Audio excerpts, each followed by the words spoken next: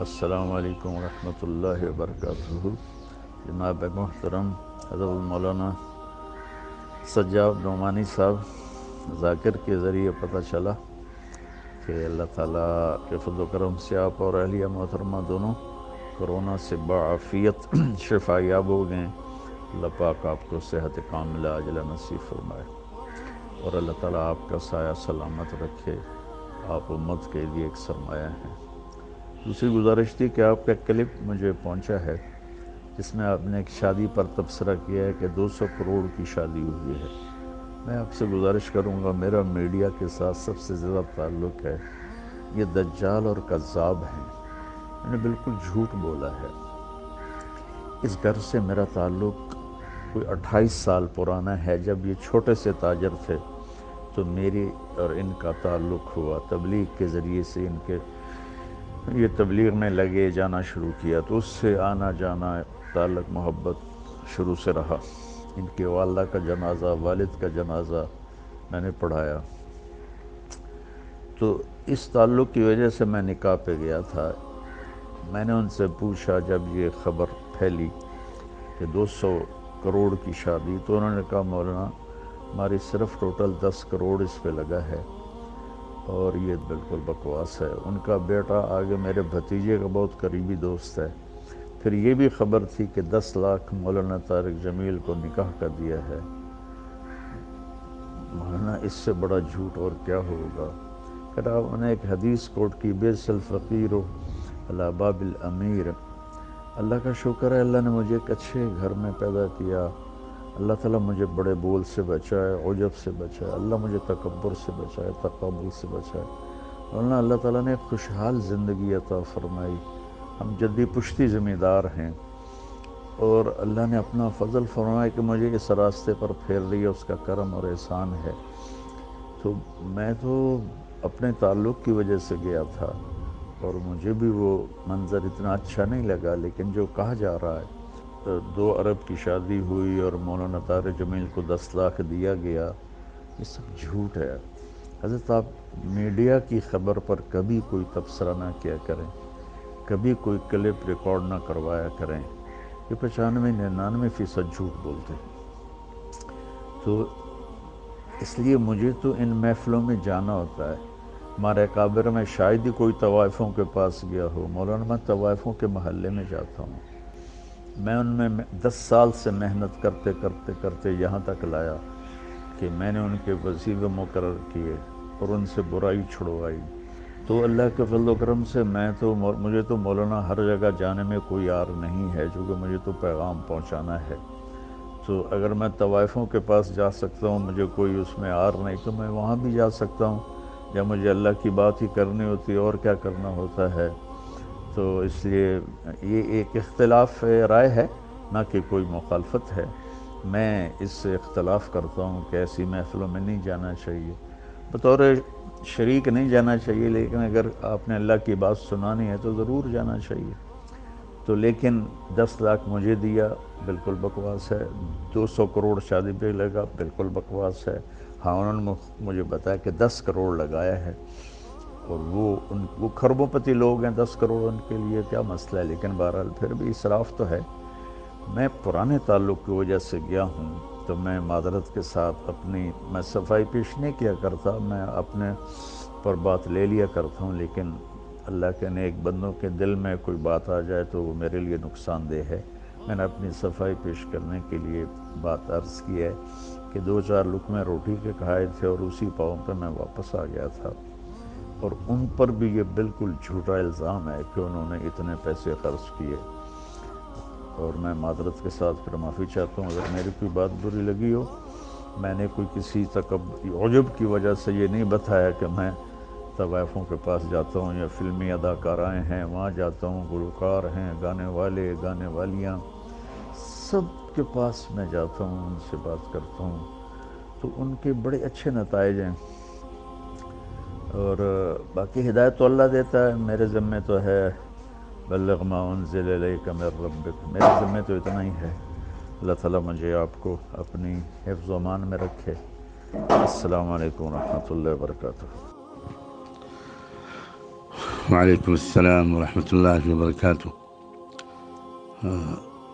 حضرت مولانا، میں سب سے پہلے تو آپ کا بہت ممنون و مشکور ہوں کہ آپ نے بہت مسلسل مشغولیت کے باوجود میری اصلاح کے لیے یہ صوتی پیغام ارسال فرمایا۔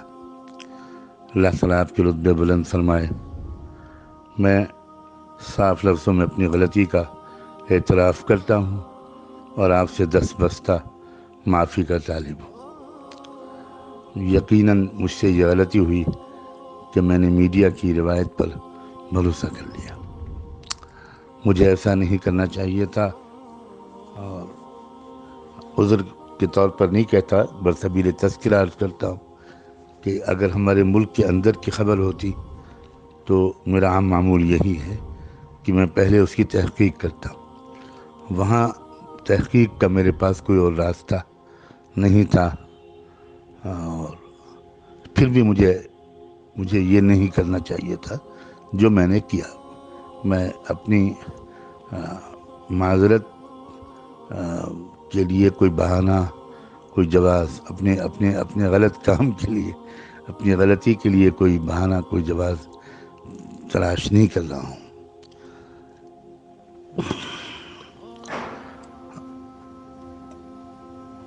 یہ بھی میں تذکرہ کر دوں کہ یہاں ہمارے ملک کی جو صورتحال ہے، حالات ہیں، اس میں ہم لوگوں کو بہت شرمندگی اس لیے بھی ہوتی ہے کہ یہاں کروڑوں کی تعداد میں، بلا مبالغہ کروڑوں کی تعداد ایسے غیر مسلموں کی ہے کہ جو کروڑ پتی ہیں، ارب پتی ہیں، کھرب پتی ہیں، مگر وہ ایسی تنظیموں سے وابستہ ہیں، تحریکوں سے وابستہ ہیں۔ ان کے اندر ایسا شعور، قومی شعور بیدار ہو گیا ہے کہ انہوں نے یہ اس عہد نامے پر دستخط کیے ہیں اور اس عہد کو نبھاتے ہیں کہ وہ اپنے بچوں کی شادیوں پر بہت کم رقم خرچ کریں گے۔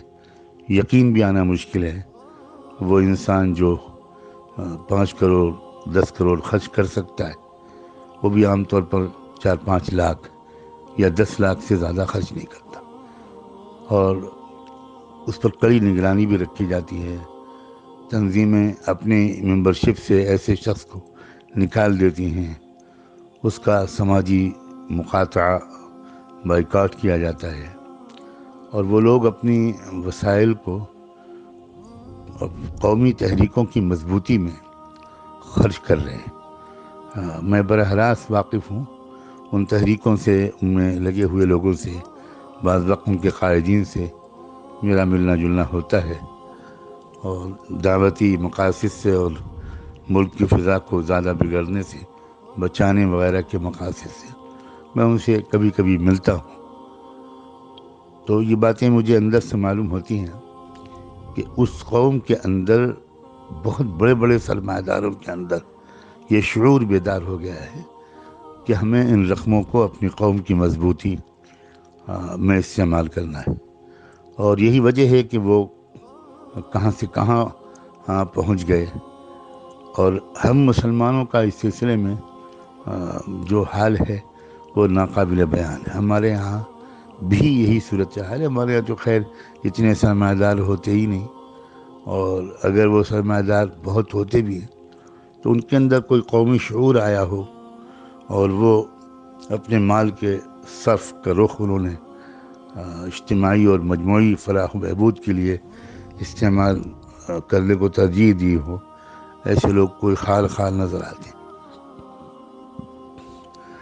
اب میرا چونکہ رابطہ رہتا ہے، تو جب وہ خبر آئی تو مجھ پر یلغار ہوئی، اور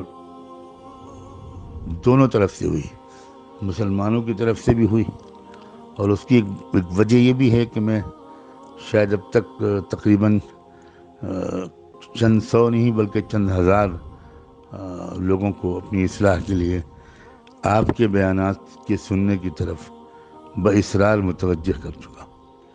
اکثر میں لوگوں کو متوجہ کرتا ہوں کہ وہ آپ کے بیانات کو پابندی سے سنیں، انشاءاللہ ان کی زندگی میں تبدیلی آئے گی۔ ایسے بہت سے مسلمانوں نے بھی مجھے فون کیا، احتجاج کیا، اپنی حیرت و استعجاب کا اظہار کیا، اور بہت سے غیر مسلموں نے بھی مجھے فون کیا اور اپنے تعجب کا اور ناپسندیدگی کا اظہار کیا. تو بس وہ فوری طور پر ایک تاثر تھا اور میں نے وہ گفتگو نشر کر دی. لیکن اب میں بڑی حد تک شرمندگی محسوس کر رہا ہوں، اور آپ کی طبیعت میں تقدر آئے یا آپ کے بارے میں کوئی بات کہوں میں، تو یہ تو مجھے بہت ہی زیادہ بہت دکھ ہو رہا ہے محسوس کر کے کہ میں کیسے اس کی تلافی کروں. بہرحال فی الحال تو میں آپ سے معافی کا طالب ہوں اور آپ کی دعاؤں کا، محبتوں کا محتاج ہوں. بلا شبہ رائے الگ الگ ہوتی ہے، ذوق الگ الگ ہوتا ہے، اور ہر رائے کی اور ذوق کی بڑی حد تک گنجائش بھی ہوتی ہے. ہم نے اپنے یہاں یہ بھی دیکھا کہ ہمارے جو اکابر ایسی تقریبات میں شرکت نہیں کرتے تھے تو اس سے بھی اصلاح ہوتی تھی. ایسے بھی واقعی نمونے میرے سامنے ہیں کہ ان گھرانوں پر اس کا اثر پڑا کہ بھئی اب ہمیں روش بدلنی چاہیے. تو مقصود تو اصلاح ہے. آپ کا مقصد جو آپ کا طریقہ کار ہے اس سے بھی اصلاحی مقصود ہے، اور جو حضرات دوسرا راستہ اختیار کرتے ہیں ان کا مقصد بھی اصلاحی ہے. اور آپ نے تو خود بھی فرمایا ہے کہ یہ تو اختلاف رائے ہے. بہرحال میں بہت شرمندہ ہوں، مجھے افسوس ہے، لیکن جس پس منظر میں یہاں کے جن حالات سے میں اچانک مجھے اندر ایک داعیہ پیدا ہوا وہ میں نے آپ سے عرض کر دیا. اللہ کرے کہ آپ کا دل بھی صاف ہو گیا ہو. میں آپ کی دعاؤں کا بہت محتاج ہوں. جزاکم اللہ وبارک فیکم ونفعنا بما آتاکم. والسلام علیکم ورحمۃ اللہ